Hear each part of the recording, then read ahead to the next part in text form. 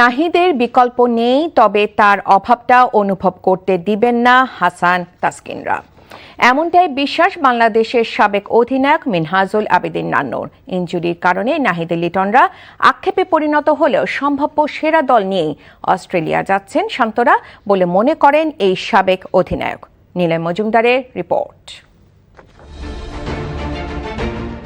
চোটের কারণে Australia series থেকে নাহিদ রানা ছিটকে যাওয়ায় দায়িত্বটা বেড়েছে তাসকিন হাসানদের। স্টিভেন স্মিথ হেডদের দ্রুতই সাজঘরে ফেরাতে যে তাদের দিকেই তাকিয়ে থাকবেন অধিনায়ক।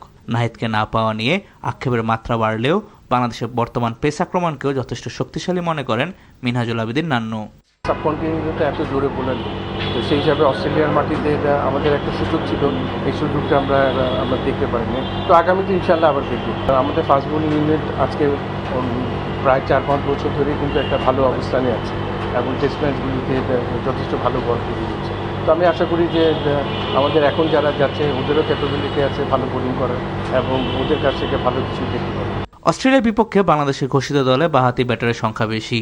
সাদমান, তানজিদ, মোমেনুল, শান্ত, টপ অর্ডারের 4 ব্যাটারি বাঁহাতি। এরই মাঝে দীর্ঘদিন পর দলে ফিরেছেন জাকের আলী ও সৌম্য। দল নির্বাচন নিয়ে প্রশ্নের অবকাশ থাকলেও এই দলকেই সম্ভাব্য সেরা দল মানছেন এই সাবেক অধিনায়ক। বামহাতি ডানহাতি এটা কোনো ব্যাপার না, এখানে কিন্তু সেরা ব্যাটারি যারা আছে এদেরকে নিয়ে কিন্তু টিম ম্যানেজমেন্ট আগাবে। তো টিম ম্যানেজমেন্ট একটা প্ল্যান করে অলরেডি করেছেন অস্ট্রেলিয়া সিরিজের জন্য, ঠিক ওইভাবে চিন্তা ভাবনা করে ওরা যাবে। এটা আমার বিশ্বাস যে এখানে বাঁহাতি ডানহাতি বড় বিষয় না, বড় বিষয় হলো যে বামহাতি যারাই খেলছে এটা নিজেদেরকে সেলফ অ্যাসিস্ট করে ভালো প্ল্যান করে ব্যাটিং করবে অস্ট্রেলিয়ান বোলারদের, সেটাই আমরা দেখি। এদিকে ব্যক্তিগত পারফরমেন্সকে গুরুত্ব দিতে ওয়ানডে দলের অধিনায়কত্ব ছাড়ছেন মেহেদী হাসান মিরাজ। এজেন্ডায় থাকুক আর না থাকুক, বুধবারের বোর্ড সভায় এটি যে আলোচনায় থাকবে তার বলার অপেক্ষা রাখে না।